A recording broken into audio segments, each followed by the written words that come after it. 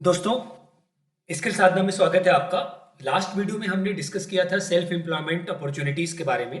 और हमने डिस्कस किया था कि एज रजिस्टर्ड वैल्यूअर क्या अपॉर्चुनिटीज हैं और रजिस्टर्ड वैल्यूअर कौन कौन बन सकता है। उसके तीन असेट क्लासेस हैं अभी: land and building, plant and machinery and financial asset. और हमने डिस्कस किया कि land and building civil engineer बन सकते हैं या आर्किटेक्ट बन सकते हैं। प्लांट एंड मशीनरी के valuer mechanical, electrical, electronics, production, इन सब डिसिप्लिन के इंजीनियर्स बन सकते हैं। और फाइनेंशियल एसेट या सिक्योरिटी या शेयर वैल्यू करने के लिए आप या तो सीए हो या सीएस हो या सीएमए हो, तब बन सकते हैं। और क्वालिफिकेशन क्राइटेरिया वगैरह के बारे में भी हमने डिस्कस किया था। इस वीडियो में आइए हम डिस्कस करते हैं कि इंश्योरेंस सर्वेयर कैसे बनते हैं और ये क्या होता है, इसमें क्या अपॉर्चुनिटीज हैं। तो दोस्तों, जैसे लास्ट वीडियो में बताया था कि वैल्यूअर प्रोफेशन के लिए जो रेगुलेटर है वो insolvency and bankruptcy board of India है, आईपीबीआई। तो इंश्योरेंस सेक्टर के लिए, इंश्योरेंस सर्वेयर बनने के लिए जो आपका रेगुलेटर है वो एडा है, insurance regulatory and development authority of India. तो इंश्योरेंस सर्वेयर कौन है, कौन लोग होते हैं? ये इंडिपेंडेंट प्रोफेशनल होते हैं जो कि रजिस्टर्ड होते हैं एडा में।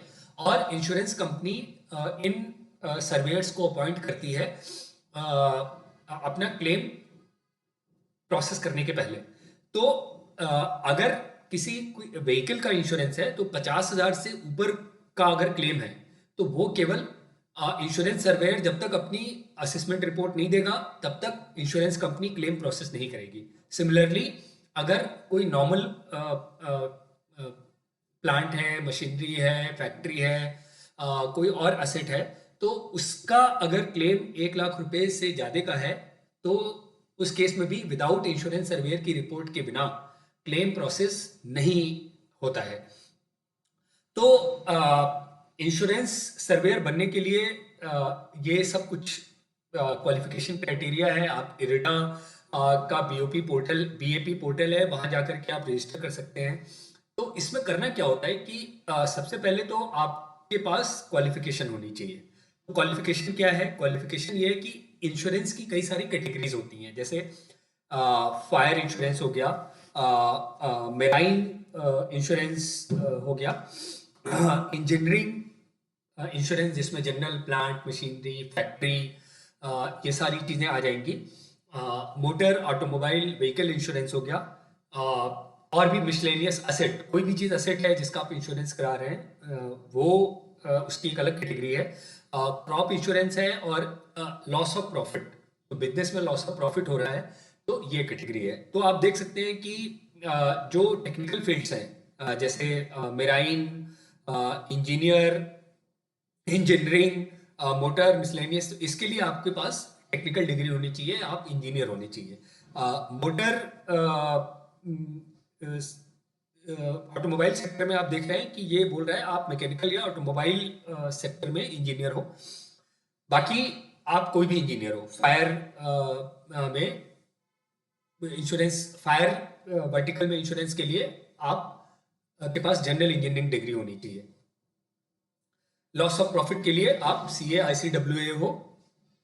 इवन फायर के लिए भी आप सीए आईसीडब्ल्यूए हो तो आप बन सकते हो। ठीक है, तो ये तो क्वालिफिकेशन क्राइटेरिया हो गया। अब इसके अलावा क्या चाहिए? इसके अलावा चाहिए कि आपको एक जिस फील्ड में, जिस वर्टिकल में आप इंश्योरेंस सर्वेयर बनना चाहते हो, उस वर्टिकल के एक एक्सपीरियंस्ड सर्वेयर के पास, जिसका 8 से 10 साल का एक्सपीरियंस हो या ज्यादा एक्सपीरियंस हो, उसके पास आपको 1 साल की ट्रेनिंग करनी है। जब वो ट्रेनिंग का सर्टिफिकेट आपको दे देंगे 1 साल बाद, तो आप फिर इरिडा की वेबसाइट में जाकर के आप अपना एग्जाम शेड्यूल कर सकते हैं। और उस एग्जाम को पास करने के बाद आप अपने सारे डॉक्यूमेंट्स जो है वो आप सबमिट करेंगे एडा को। ये सारे जो डॉक्यूमेंट्स हैं जिसमें कि आपकी डिग्री का सर्टिफिकेट, आपने एग्जाम पास किया है उसकी मार्कशीट, आपकी जो भी बेसिक आइडेंटिटी प्रूफ है, आपका ट्रेनिंग, 1 साल का ट्रेनिंग का सर्टिफिकेट वगैरह, वो सारी चीज़ आप उसको एक एफिडेविट के साथ एक रिक्वायर्ड फॉर्म में आप सबमिट कर देंगे तो एडा में आपका सॉरी, एडा में आपका रजिस्ट्रेशन हो जाएगा। तो अब ये और एक साथ जो है आप तीन वर्टिकल में, तीन डिपार्टमेंट में आप बन सकते हैं। जैसे कि आप फायर, मोटर इंजीनियरिंग में बन सकते हैं, या आप फायर मिसलेनियस इंजीनियरिंग में बन सकते हैं, या आप लॉस ऑफ प्रॉफिट फायर और इंजीनियरिंग में बन सकते हैं। तो जैसे मैंने यहाँ पे आप देख सकते हो कि लॉस ऑफ प्रॉफिट में आप यहाँ पे आपको CICWA लिखा हुआ है। अब इंजीनियर्स भी उसमें अलाउड होंगे। ये कैसे अलाउड होंगे, ये आप देख रहे हैं कि एक 2019 में एक ड्राफ्ट बिल आया है। अभी ये प्रोफेशन जिस एक्ट से गवर्न होता है वो है एडा, insurance surveyor and loss assessors regulation 2015। ये आप फ्रीली डाउनलोडेबल है, आप नेट पे, इंटरनेट पे आप सर्च करेंगे तो ये आपको गैजेटेड PDF आप डाउनलोड कर सकते हैं। तो अभी जो है ये 2015 का जो रेगुलेशन है, इसको अमेंड करने के लिए एक 2019 में ड्राफ्ट आया है। ड्राफ्ट, ये अभी जो है इनैक्ट नहीं हुआ है, ये लॉ नहीं बना है, ये ड्राफ्ट है। अभी कुछ बॉडीज इसका अपोज कर रही है, बट इसमें जो मेन चेंज है कि अभी आपको सर्वेयर बनने के लिए 1 साल की ट्रेनिंग की जरूरत नहीं होगी। आप डायरेक्टली एग्जाम लिखिए, अगर आप एग्जाम पास करते हैं, ऑफ कोर्स आपके पास क्वालिफाइंग क्राइटेरिया होना चाहिए। अगर आपको इंजीनियरिंग वर्टिकल में आपको इंश्योरेंस सर्वेयर बनना है तो आपके पास इंजीनियरिंग की डिग्री होनी चाहिए। बट अगर आप डिग्री है और आपने वो एग्जाम पास कर लिया तो आप अपने डॉक्यूमेंट भेजो और एडा में रजिस्टर हो जाओ। आपको वो 1 साल की मैंडेटरी ट्रेनिंग की जरूरत नहीं है। अभी without that training you can't right the exam. ठीक है, एक तो ये आया है। दूसरा जो है, इन्होंने वो लिमिट बढ़ा दी है कि अगर जो है व्हीकल इंश्योरेंस है तो उसमें 50,000 था पहले मिनिमम क्लेम अमाउंट, अब 75,000 है। कि अगर 75,000 से ज्यादा होगा तो ही मैंडेटरी रिपोर्ट चाहिए इंश्योरेंस सर्वेयर की, है ना।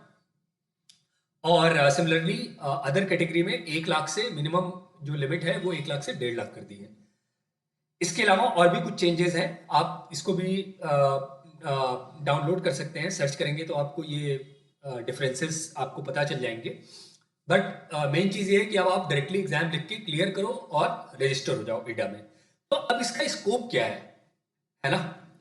ये सब आप देख सकते हैं कि ये एग्जाम जो है ये insurance institute of India conduct कराती है। और ये उनके लिए किस किस डिसिप्लिन के लिए, वर्टिकल के लिए क्या क्या सजेस्टेड रीडिंग मटेरियल है, ये दिया हुआ है इसमें। वो आप जब एक बार एग्जाम के लिए रजिस्टर करेंगे आप वहां से परचेज कर सकते हैं। ये सब बहुत कॉस्टली नहीं है। एग्जाम अभी कुछ 500 रुपये समथिंग उसकी फी है। एडा में रजिस्ट्री फी भी जो है आप देख रहे हैं यहाँ पे कि 1,000 रुपीज प्लस GST है। अगर अभी बढ़ी भी होगी तो आई थिंक इसके आसपास ही है, तो that is not a problem. तो अब आके समझते हैं कि इसका स्कोप क्या है भैया। स्कोप ये है कि जैसे मान लीजिए कोई मैन्युफैक्चरिंग प्लांट है, उस प्लांट में फायर हो गया, या कोई मान लीजिए हाइड्रो पावर प्लांट है, वहां फ्लडिंग हो गई, है ना। या कहीं पे फ्लड आ गया, मेरा प्लांट जो है डूब गया, मेरी इलेक्ट्रिकल की ट्रांसफार्मर थे या मेरे इलेक्ट्रिकल की जनरेटर वगैरह थे सब डूब गए। अब मेरा प्लांट जो है मतलब लेट्स से 3 महीना रिपेयर में लगेगा, तो मेरा कितना नुकसान हुआ। एक तो मेरा प्लांट को पूरा, कुछ एक हो सकता है मेरी मशीनरी वो हमेशा के लिए खराब हो गई हो तो मुझे नई खरीदनी पड़ेगी। कुछ एक मशीनरी में मुझे जो है वो रिपेयर कराना पड़ेगा तो उसकी कॉस्ट लगेगी। प्लस ये जो मेरा 3 महीने के लिए जो प्रोडक्शन शटडाउन हुआ तो वो मेरा लॉस ऑफ प्रॉफिट होगा, है ना, लॉस ऑफ रेवेन्यू होगा। तो ये सारा जो है ये मेरा लॉस है। तो अगर मैंने इसका इंश्योरेंस ले रखा है तो मैं क्लेम रेज करूंगा। तो अब जो है ये जेन्युइन क्लेम है, ये क्लेम में कितना लापरवाही थी या कितना जो है वो एक्सीडेंट है, कितना अमाउंट एज पर थर्ड पार्टी जो इंश्योरेंस सर्वेयर है उसको लगता है कि कितना जेन्युइन क्लेम बनना चाहिए, वो अपनी एक रिपोर्ट सबमिट करेगा। तो आप देख रहे हो कि अगर जितना बड़ा प्लांट होगा, जितना बड़ा अमाउंट होगा, तो इंश्योरेंस सर्वेयर का रोल उतना क्रिटिकल हो जाता है क्योंकि वो थर्ड पार्टी है। तो उसके रिपोर्ट की बहुत वैल्यू है ना।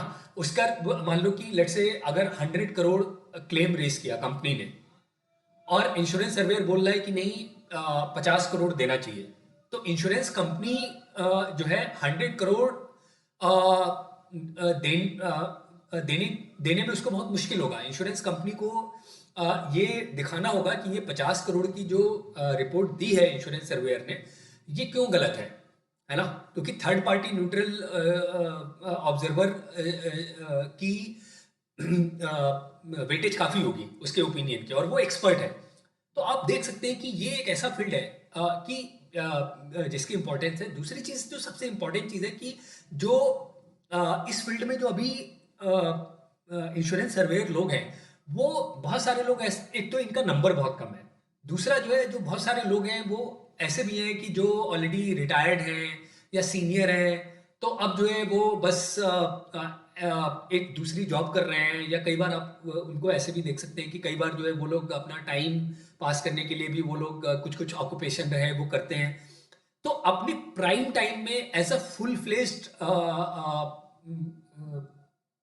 प्रोफेशन के रूप में बहुत कम लोग हैं अभी इसमें, है ना? तो इसलिए अपॉर्चुनिटी यहाँ पे ज़्यादा है। Young dynamic engineers, dynamic professionals जो कि एनर्जी से फील्ड हैं, जो कि लर्निंग एप्टीट्यूड जिनमें बहुत ज़्यादा है, तो ऐसे लोगों की बहुत ज़्यादा अभी रिक्वायरमेंट है। और इसी को ध्यान में रखते हुए ये जो ड्राफ्ट अमेंडमेंट जो आया है, वो इसी को ध्यान में रखते हुए लाया है एडा ने। एक वर्किंग कमेटी बनी थी जिसने अपनी रिकमेंडेशन दी, जिसके बेसिस पे जो है ये एक ड्राफ्ट बिल बना। तो ये अपॉर्चुनिटी है और जिसका हमें यूज़ करना चाहिए, जो हमारे टेक्निकल फ्रेंड्स हैं जो सेल्फ एम्प्लॉयमेंट की फील्ड में जाना चाहते हैं। बस मैं यहाँ पे एक चीज़ बोलूँगा कि जब आप इसको सेल्फ एम्प्लॉयमेंट करने जा रहे हो और इसको एज अ वर्टिकल चूज करते हो, तो आप रजिस्टर्ड वैल्यूअर भी हो, आप इंश्योरेंस सर्वेयर भी बन रहे हो, तो ये मत एक्सपेक्ट करना कि बस भैया आपको फर्स्ट डे से आपको बहुत सारे काम आने लगेंगे और आपको आपकी बहुत इनकम होने लगे। ये बहुत अच्छी बात है, लेकिन कोई ज़रूरी नहीं है। तो आपको धीरे धीरे अपना क्लाइंट मार्केट में अपनी रिपुटेशन बिल्ड करनी है, अपने काम से दिखाना है कि आप एक कॉम्पिटेंट पर्सन हो। आप जो है चीज़ों को राइटली एनालाइज करते हो, एक राइट वैल्यूएशन करते हो, एक राइट असेसमेंट करते हो ना। आप जो है वो एक फेयर ओपिनियन देते हो। आप जो है कुछ कहीं भी डिसीट या धोखाधड़ी या फ्रॉड वगैरह नहीं करते हो। तो धीरे धीरे इससे मार्केट में आपकी ओपिनियन, आपके आपकी एक्सपर्ट ओपिनियन, आपकी एक्सपर्ट रिपोर्ट की वैल्यू बढ़ेगी। और फिर जो है आप आपके पास बहुत काम आएंगे, आपके काम की फी बढ़ेगी।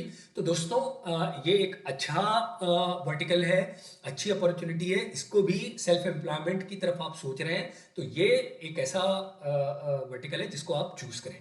तो दोस्तों नेक्स्ट हमारे वीडियो में हम चार्टर्ड इंजीनियर के बारे में डिस्कस करेंगे। तो मिलते हैं दोस्तों नेक्स्ट वीडियो में। Thank you.